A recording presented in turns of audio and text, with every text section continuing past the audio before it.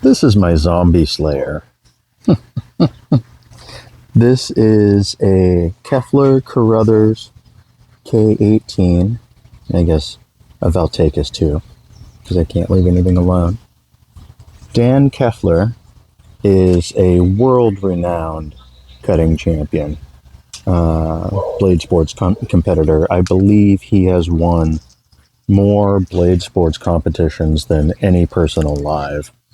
And Nathan Carothers, Nathan the Machinist on Blade Forums, is a incredible machinist and heat treat guru. He and Dan Keffeler and Guy Seaford from Survive Knives, which is now no longer a thing, they developed the Delta heat treat protocol for 3V tool steel, which makes it just basically indestructible. It gives it amazing edge retention under very adverse use, incredible ductility, flexibility, toughness, just really maximizes what 3V 3V tool steel can be. This K18 sword was developed for the Knife or Death show that sadly no longer exists. It was designed to pretty much demolish that course, with this front edge being run a little bit thicker at just about 45 thousandths behind the edge there, and a 22 degree per side angle. And then this back edge is run a bit thinner at about 38 thousandths behind the edge and 18 degrees per side. And that gave you this front main edge for doing your main rough work, the stupid stuff like the ice block chops and the buckets of gravel and all that stuff, while preserving this back edge for the one-hit wonders that you had to do, like the fish chop and the chicken chop and stuff like that. And this thing, out of all my knives in the collection, handling this and playing around with it, part of why it's over a table, absolutely terrifies me, because it is a giant razor blade. Green Tarot Tough scales over black liners. There's a stainless pommel there to give it the proper balance. And this thing is just an absolute cutting machine.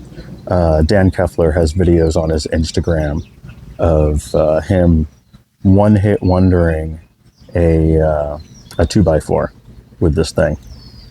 Just big ol' step up Hassan chop right through a 2x4. Terrifying. So yeah, you know, everybody needs a zombie slayer. Mine, of course, is a little fancier than some. These are pretty rare pieces.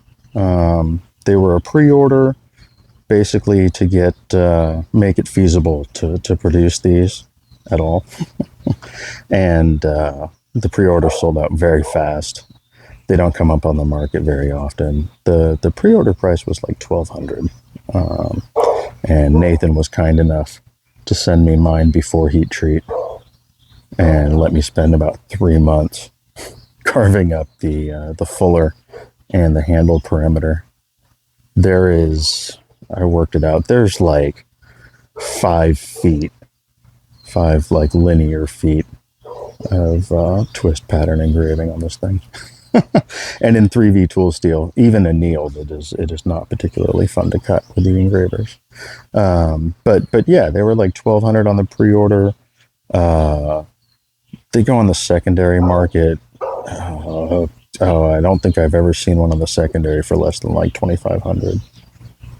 And this being my fancy one, this was actually published too in Knives 20.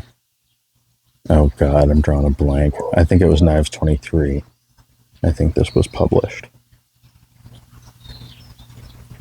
Yeah, this would obviously go for a lot more. I wouldn't sell this unless I absolutely had to, because, you know, in case of zombies. What would I do in case of zombies? And being my first published piece, like it's a very special piece to me. So yeah, that is a look at my Keffeler Carothers K18. I hope you guys have a great Friday, and I will catch you later.